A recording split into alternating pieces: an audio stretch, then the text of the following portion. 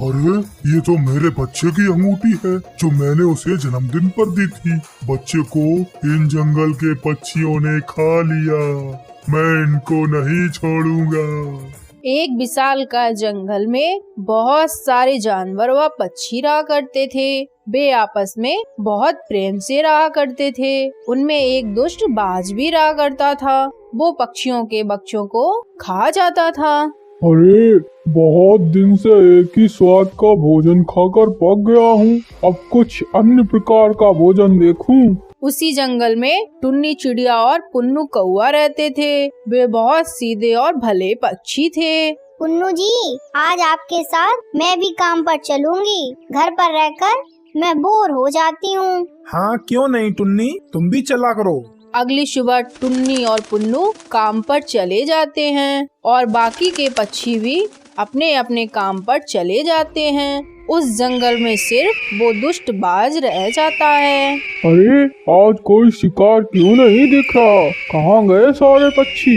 तभी उसे वहाँ से एक सांप का बच्चा जाता हुआ दिखाई देता है। क्या बात है, आज तो नया शिकार। आज तो इसे खाकर मजा आ जाएगा। बाज उस सांप के बच्चे को निगल जाता है। वह सांप का बच्चा भोलूपुर जंगल के नागराज का बेटा था जो घूमते घूमते उस जंगल में आ गया था। शाम हो जाती है। सारे पक्षी अपने घर लौट आते हैं। सब अपने अपने घर में आराम कर रहे होते हैं। अरे पुन्नू जी, आज तो कमाई अच्छी हो गई।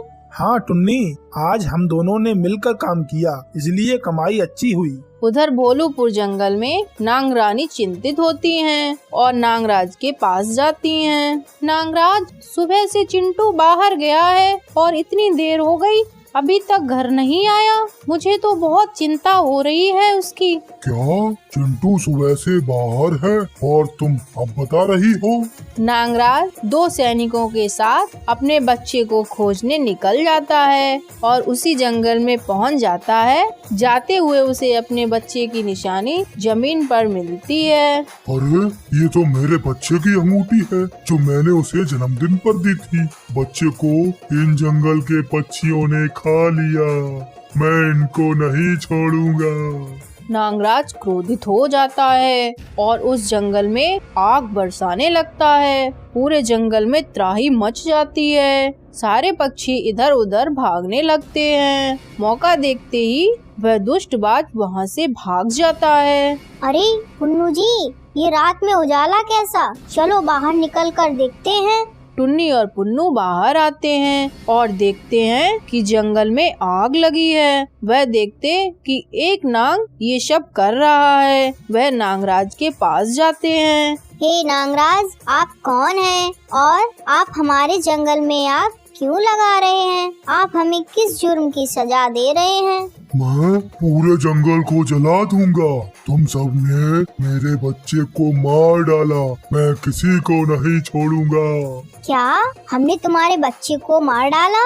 हम सब पक्षी तो सुबह ही काम पर चले गए थे और हम सब तो शाकाहारी हैं। तो मेरे बच्चे को किसने मारा? मुझे उसकी अंगूठी मिली है।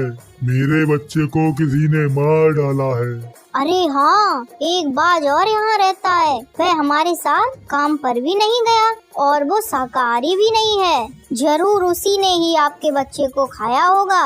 कहाँ है वो दुष्ट बाज? मैं उसे नहीं छोड़ूंगा। यहीं तो रहता है। शायद वो यह सब देखकर भाग गया।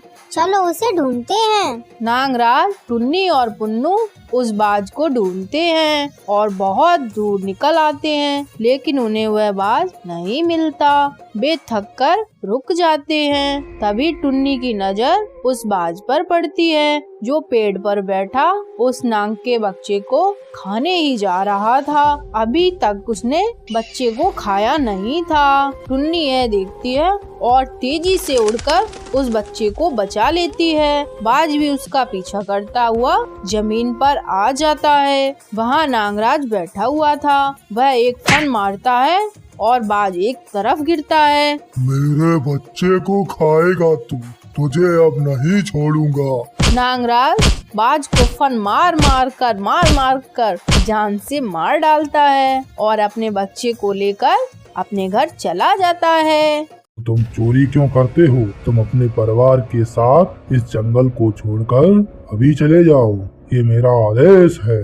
बलरामपुर के जंगल में टुन्नी चिड़िया अपने पति रामलाल कबूतर के साथ रहती थी। उन दोनों के 2 बच्चे थे। रामलाल बहुत गरीब था, उसके पास कोई काम नहीं था।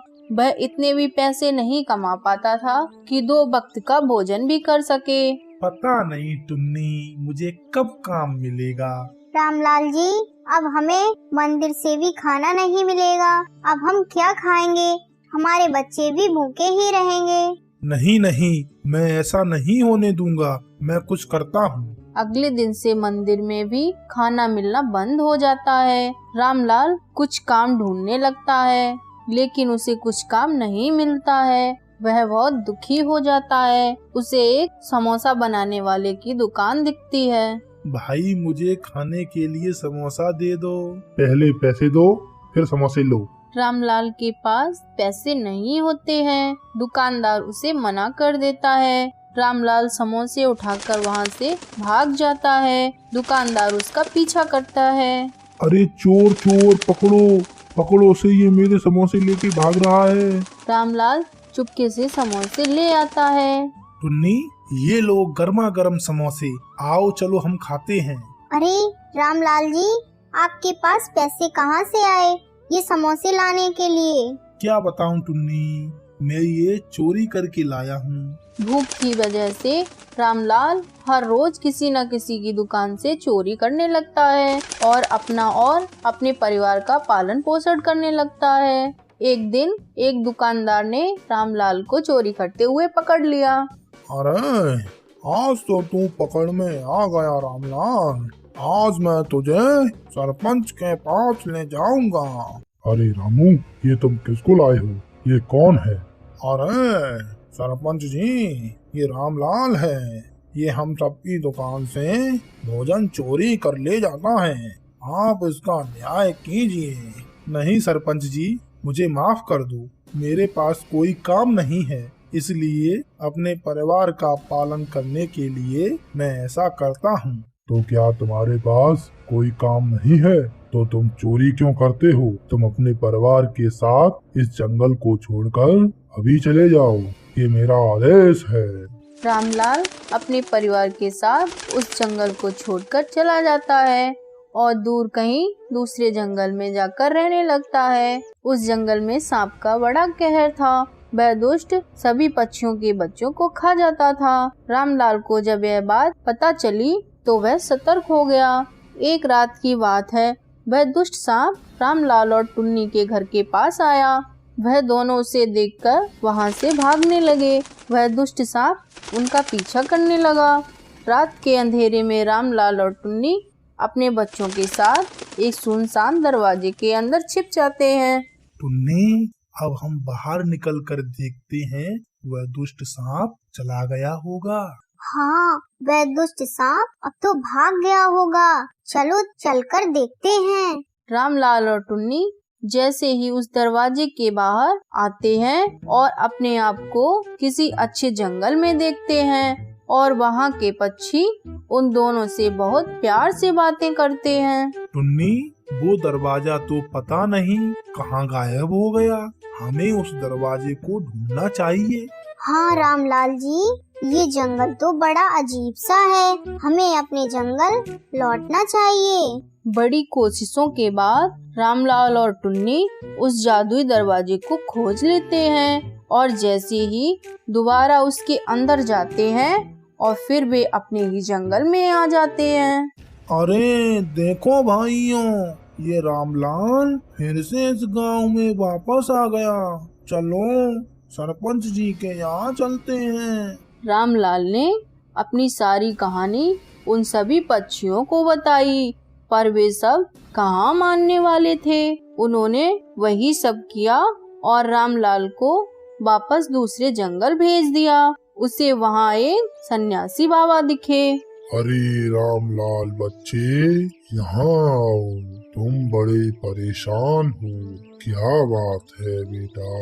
बाबा, मैं बहुत परेशान हूँ। मैं चोरी करके अपना और अपने परिवार का पेट भरता हूँ। मुझे कोई भी काम नहीं मिल रहा। मैं क्या करूं बाबा? इस जंगल में मैंने अपने तपोबल से एक जादुई दरवाजा बनाया है। तुम उसके अंदर जाओ और उसके अंदर जाते ही तुम्हें एक कुल्हाड़ी मिलेगी। उसे ले आओ और उससे लकड़ियां काटो और अपना और अपने परिवार का पेट भरो। रामलाल ने ऐसा ही किया। वह उस दरवाजे के अंदर चला गया और उसे वहाँ एक कुल्हाड़ी मिलती है और वह उस कुल्हाड़ी से लकड़ी काटने लगता है और अपने परिवार का पालन करने लगता है और अपने परिवार के साथ उसी जंगल में लौट आता है।